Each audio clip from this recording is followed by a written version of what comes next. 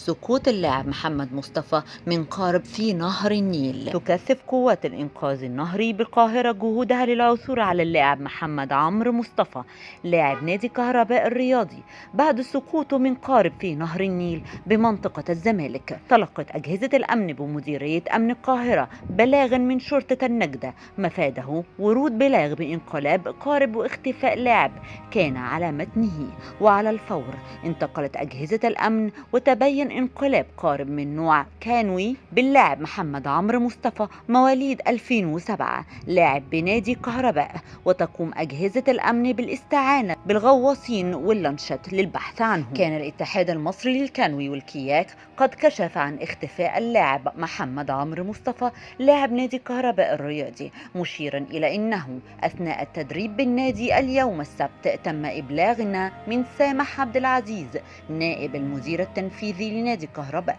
الرياضي عن وقوع حادث انقلاب قارب كانوي باللاعب محمد عمرو مصطفى أثناء التدريب بالنادي وتحت إشراف الجهاز الفني بالنادي أمام النادي الكائن بشارع أبو الفدا بالزمالك، مما ترتب عليه فقد اللاعب المذكور إلى الآن. وتم العثور على القارب والمجداف.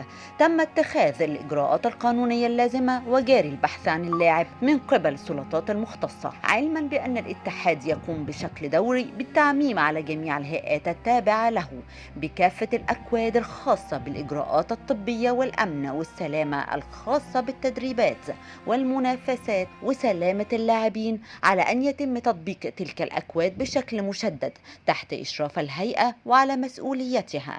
وسيتم إصدار بيانات أخرى حول كافة التطورات والمستجدات. وتابعونا ليصلكم كل ما هو جديد. كان معكم بسمة مجدي.